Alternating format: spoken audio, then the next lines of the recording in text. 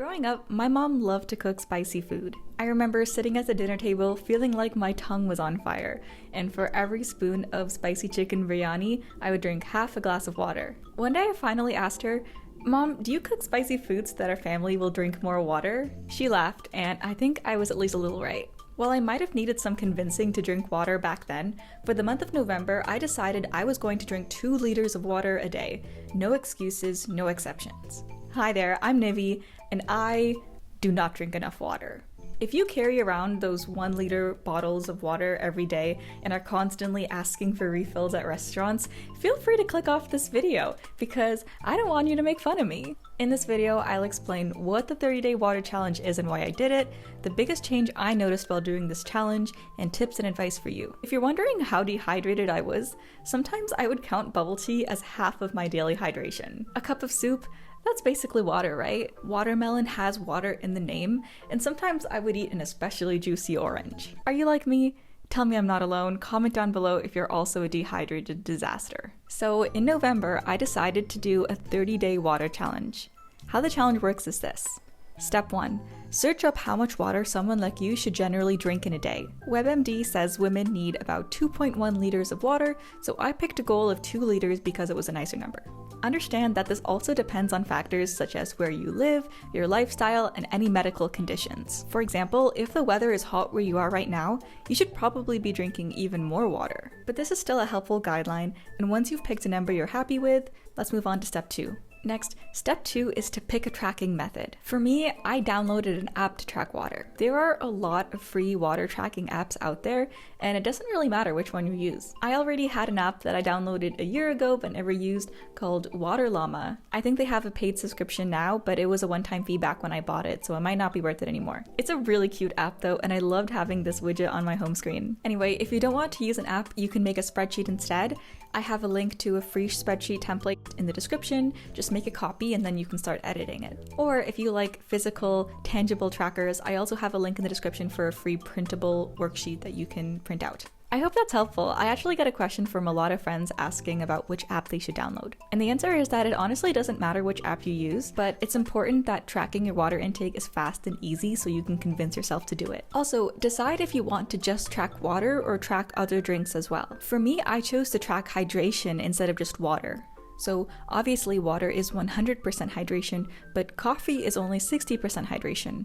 This means that a typical 250 milliliter cup of coffee only counts as 150 milliliters for the challenge. Milk is extra hydrating at 130%, and soda is around 80%.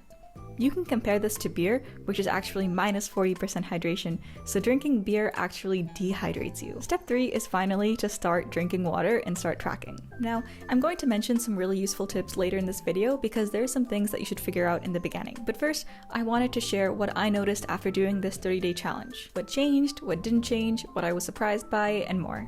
The first thing I noticed was something I didn't expect. I felt really awake. For reference, I take a short 20-minute nap almost every day. I'm a sleepy person and I've accepted that. But for the month of November while doing this drinking water challenge, I only took 3 naps in the entire month. I went almost the whole month without napping. According to Dr. Andrew Huberman, dehydration, even mild dehydration, negatively impacts physical performance, alertness, and cognitive focus, and thereby can cause brain fog.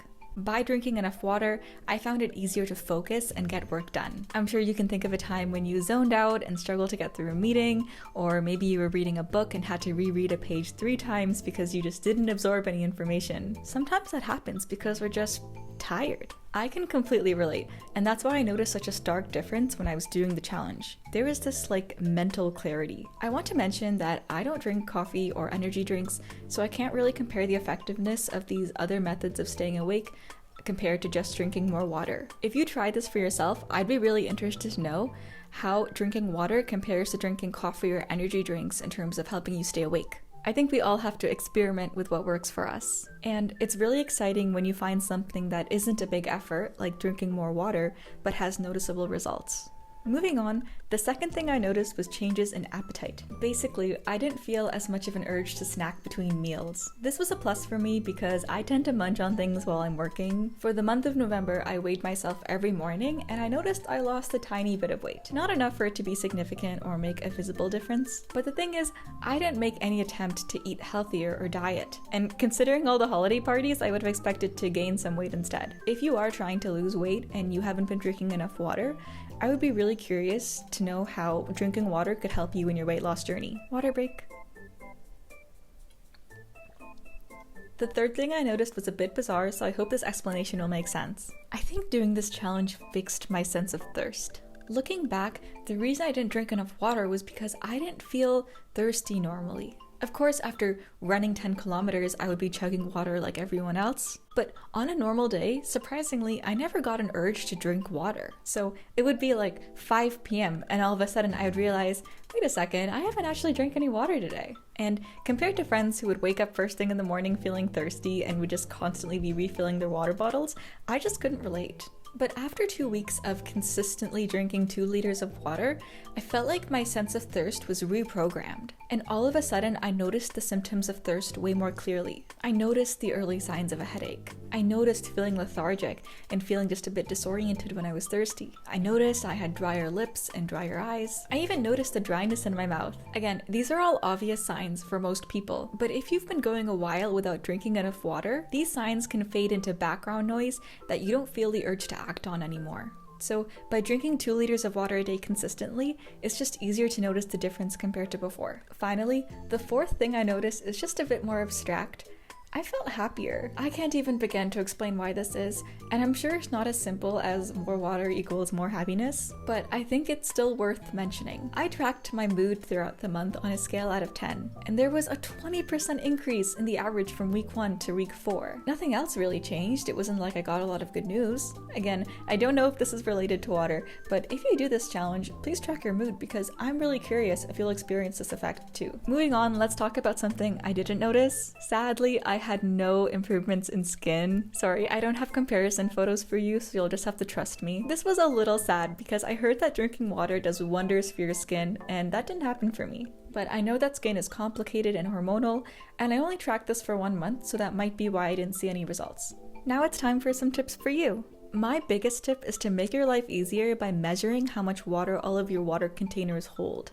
Some bottles will say it on the bottom, so for example, this bottle holds 710 milliliters, and then you just need to calculate how many full bottles you need to drink in a day. So for me, I knew I needed to drink about 3 full bottles of this. If you drink from a cup, then pour the liquid into a measuring cup. Don't eyeball it or estimate how much water is in the cup. You could also try setting a rule for yourself that anything you drink that comes in a cup that doesn't have measurements is just extra. This brings us to tip number 2, stick to 1 bottle. I would bring my water bottle with me everywhere, to the mall, to friends' houses.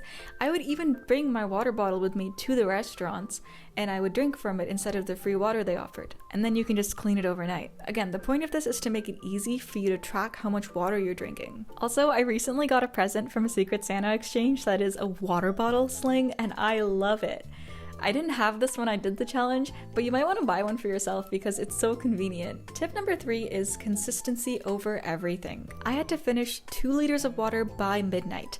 And sometimes during the first few days around 11:40 p.m., I would be staring at a still full bottle of water. When that happened, I would have to chug it, and I would go to bed feeling super bloated, and sometimes I'd have to wake up in the middle of the night to use the washroom. But because of that, for the rest of the challenge, I learned to drink the water earlier and earlier in the day to make sure that didn't happen again.